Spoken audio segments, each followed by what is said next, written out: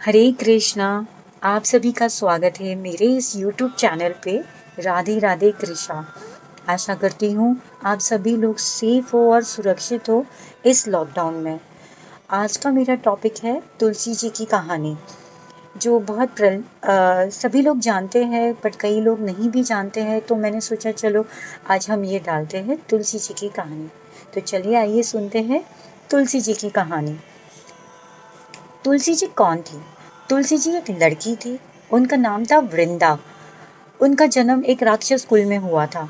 बचपन से ही वो भगवान विष्णु की बड़ी भक्त थी और प्रेम भाव से सेवा पूजा किया करती थी। जब भी वो बड़ी हुई, उनका विवाह राक्षस कुल में एक दानव राज जलंधर के नाम से करा दिया था। वृंदा बड़ी ही प्रतिव्रता स्त्री थी। एक बार देवता और दानव में युद्ध हुआ।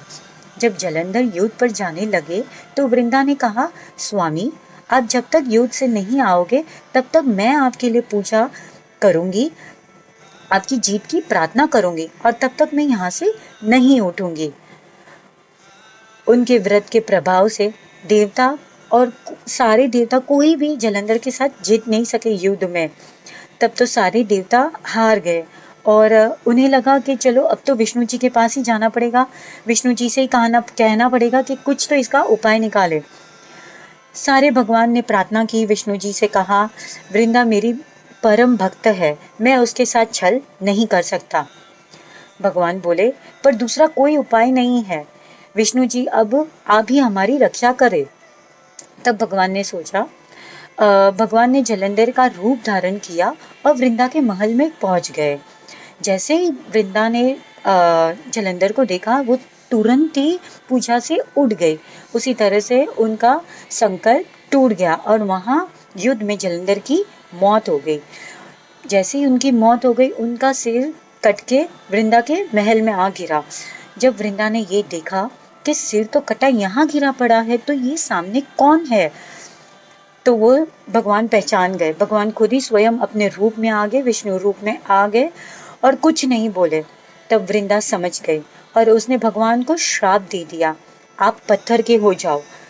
और भगवान तुरंत ही पत्थर के हो गए। सभी देवता हाहाकार करने लगे, लक्ष्मी जी खूब रोने लग गई। फिर वृंदा जी ने अपना श्राप वापस ले लिया और अपने पति का कटा हुआ सिर लेके वह सती हो गई। उनकी राख में से एक पौधा निकला।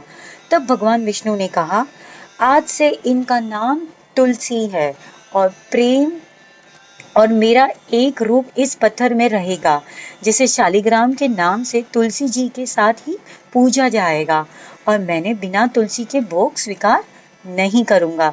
तब से तुलसी जी को सभी इतना पूजते हैं, उतना मानते हैं और उनको भोग विष्णु जी के और विष्णु जी के जो स्वरूप है उन्हें तुलसी जी का ही भोग लगता है। उनका विवाह शालिग्राम जी के साथ कार्तिक मास में किया जाता है। तो ये थी तुलसी जी की कथा, मैंने आपको सुनाई है। आशा करती हूँ आप सबको ये मेरी कथा अच्छी लगी हो। तो प्लीज़ लाइक कीजिए, शेयर कीजिए, कमेंट कीजिए और सब्सक्राइब ज़रूर से कीजिए। Thank you.